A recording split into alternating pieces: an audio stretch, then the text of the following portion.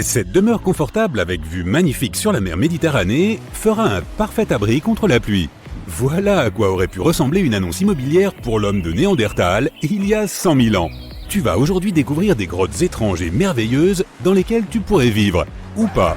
Bien sûr, à l'époque, ni l'immobilier ni la publicité n'avaient encore été inventés, sans parler du fait que les Néandertaliens ne savaient pas construire de maisons et vivaient souvent dans des grottes. Pourtant, l'une de ces grottes ressemble énormément à un immeuble d'habitation. Elle est située à l'intérieur d'un haut monolithe calcaire, connu comme étant le rocher de Gibraltar. Si les Néandertaliens avaient possédé une économie, les grottes à l'intérieur de ce rocher auraient certainement coûté une fortune. Des marins l'ont découverte en 1907, tout simplement en remarquant un grand trou à l'intérieur de l'imposant rocher. Pendant de nombreuses années, les scientifiques ont étudié cet endroit et ils y ont trouvé des traces de Néandertaliens. Ils ont découvert des outils anciens dans la grotte ainsi que des ossements d'animaux. Mais le plus cool, c'est qu'ils ont trouvé pas moins de 4 grottes à l'intérieur du rocher. C'était comme un petit complexe résidentiel. Les Néandertaliens vivaient aux côtés de leurs voisins et s'entraidaient pour la chasse et la pêche. Ils décoraient leur demeure de plumes et dessinaient des formes abstraites sur les murs. Imagine-toi que ces anciens hominidés passaient leur temps dans ces grottes il y a 100 000 ans. Et maintenant, ce sont les scientifiques qui passent tout leur temps à étudier en détail la vie de l'homme de Néandertal. Fin 2021, des archéologues ont découvert un trou ouvrant sur un tunnel à l'intérieur de l'une des grottes. Ils se sont glissés dans cette ouverture et ont dégagé un espace jusqu'alors inconnu sous le plafond de la grotte.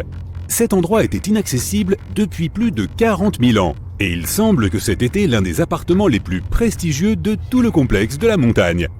Il possède de hauts plafonds couverts d'anciennes stalactites. Des rideaux de pierre effondrés divisaient l'appartement en plusieurs pièces. Ces scientifiques ont aussi trouvé des restes d'animaux ainsi que des marques de griffes sur les murs.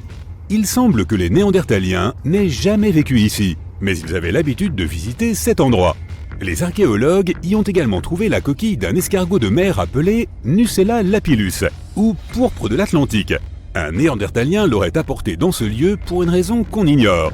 Mais les principaux propriétaires de cet endroit étaient les hyènes. Ces grottes montrent que les Néandertaliens étaient plus proches des humains que des singes. Ils avaient un mode de vie et même quelques coutumes propres. Il reste encore beaucoup de travail et les scientifiques espèrent faire de nouvelles découvertes à l'intérieur de ce rocher. Entre-temps, en 2003, des archéologues ont découvert une autre habitation ancienne sur l'île de Flores, en Indonésie. Au cœur de la jungle verdoyante, ils ont trouvé une grotte abritant des outils anciens. Au début, tout le monde a pensé que nos ancêtres humains avaient vécu ici. Mais peu après, les scientifiques sont tombés sur un étrange squelette d'adulte. Une analyse approfondie a montré que le squelette appartenait à une femme de 30 ans mesurant 1 mètre, soit à peine un peu plus que la moitié d'un adulte moyen. Le poids de la femme était égal à celui d'un berger allemand adulte. Le squelette n'appartenait ni aux Néandertaliens ni aux Australopithèques. Il s'agissait d'une nouvelle espèce inconnue que les scientifiques ont baptisée Homo floresiensis et surnommée le Hobbit. Il y avait aussi des restes d'animaux anciens encore jamais vus dans la grotte. Il y avait un éléphant de la taille d'une vache, de grandes cigognes et des rats géants. Les archéologues ont découvert que les hobbits n'étaient pas les propriétaires de cet endroit. Les principaux habitants étaient des rats gros comme des chats. Ils se battaient peut-être comme les hobbits d'ailleurs.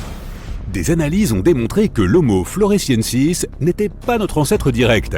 Il fait partie d'une branche distincte de l'évolution. Le squelette des hobbits ressemble davantage à celui d'un singe qu'à celui d'un humain moderne. En 2009, dans la jungle luxuriante du Vietnam, des archéologues ont découvert la grotte Hang Son Doong, la plus vaste du monde. Si tu entres dans cette grotte et que tu cries, tu entendras ton écho pendant longtemps. À certains endroits, la hauteur de cette grotte atteint la moitié de la hauteur de l'Empire State Building. Et sa superficie totale est plus grande qu'un pâté de maison du centre de New York. Hang Son Doong est l'une des 3 grottes de la jungle vietnamienne. De nombreux labyrinthes relient ces grottes. À l'intérieur, tu peux trouver des plantes et des arbres uniques qui vivent complètement coupés du monde extérieur. C'est une véritable jungle souterraine. À certains endroits, on trouve des plafonds effondrés qui laissent entrer la lumière du soleil. En plus de la flore peu commune, tu y verras de très anciennes stalactites.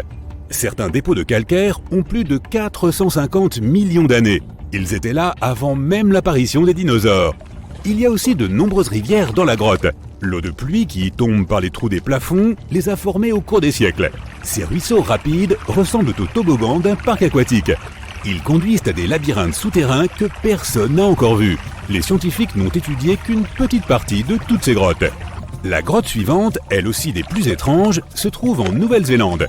Des centaines de milliers de lucioles vivent à l'intérieur. Chacune d'entre elles brille d'une lumière bleutée.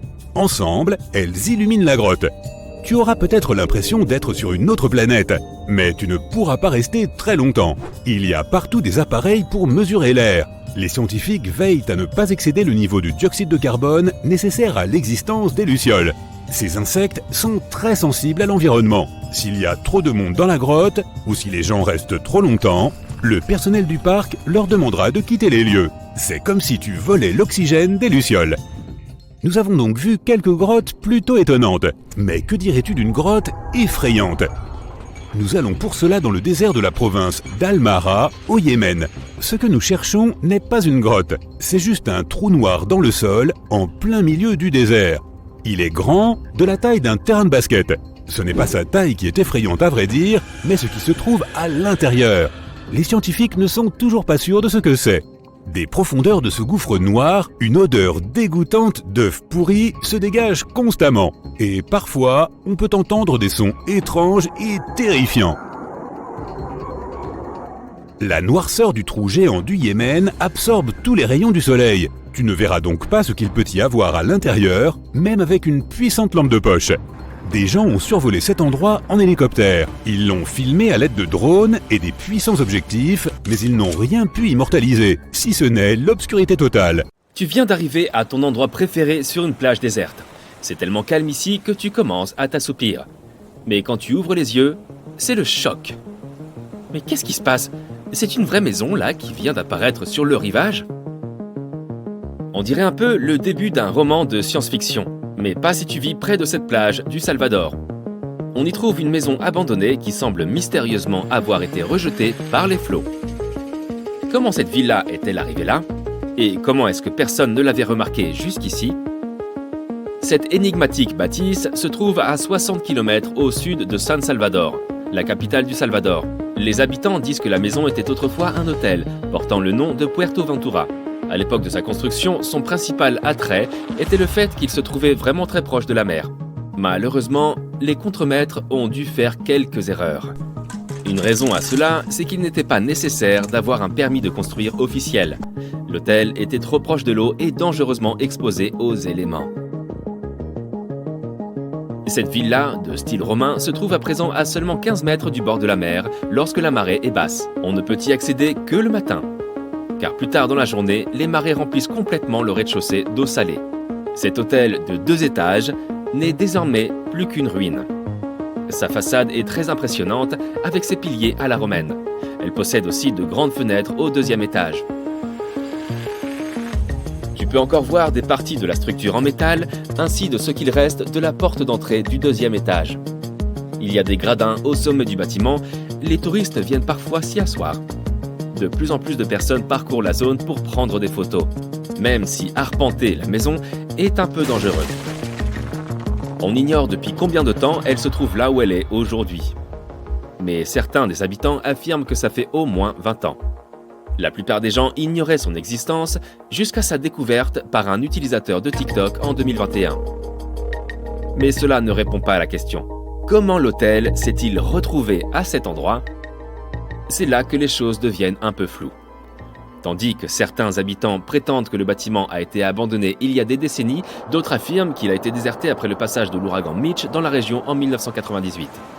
L'ouragan Mitch fut l'un des phénomènes météorologiques les plus violents jamais enregistrés en Amérique centrale. Pendant la tempête, les vents ont soufflé à une vitesse de 290 km/h. Et l'ouragan a duré environ 15 heures. Il a également causé d'immenses averses et par suite, il y a eu des inondations et de nombreux glissements de terrain. Étant construit si près du littoral, l'ancien hôtel avait peu de chances de résister à ces conditions météorologiques extrêmes. Et il aura été littéralement entraîné. Après un moment passé sous le soleil brûlant, tu rêveras peut-être de boules de neige rejetées sur le rivage. Tu sais, pour que la température baisse un peu. Je ne plaisante pas. Cet étrange phénomène naturel s'est bel et bien produit en 2016. Une étendue d'environ 18 km le long de la côte du golfe de l'Ob, en Sibérie occidentale, a été recouverte par d'énormes boules de neige. À cause des basses températures, des petits morceaux de glace ont commencé à se former dans l'eau. Ensuite, le vent et les vagues les ont roulés et transformés en de gigantesques boules de neige. Certaines d'entre elles faisaient la taille de balles de tennis, mais d'autres faisaient jusqu'à 1 mètre de large. En 2012, une moto Harley-Davidson Night Train de 2004 est arrivée sur le rivage d'une plage de Colombie-Britannique. Elle avait été soigneusement placée à l'intérieur d'un conteneur de transport. Cela a pris du temps, mais on a fini par retrouver son propriétaire. Il s'appelait Ikuo Yokoyama. Et il avait perdu sa moto après le tsunami qui a frappé le Japon le 11 mars 2011. Pour arriver à sa destination finale, cette Harley-Davidson a parcouru plus de 6500 km. Pour célébrer son voyage et son arrivée, Yokoyama a fait don de la moto au musée Harley-Davidson de Milwaukee. Elle y est exposée depuis, des fois que tu voudrais la voir. Ce phénomène étrange te donnera l'impression que quelqu'un a renversé du liquide vaisselle sur la plage. Mais cela arrive souvent dans le Queensland. L'écume de mer y recouvre complètement le rivage plusieurs fois par an. Cela se produit surtout après une tempête, lorsque les vagues de l'océan déplacent la matière organique dissoute dans l'eau. En gros, c'est comme une machine à glace géante. Après le cyclone Debby en mars 2017, certaines plages ont dû être fermées en raison des énormes quantités d'écume blanche. Le vent a même emporté une partie de cette écume dans les villes voisines, faisant croire aux habitants qu'il neigeait.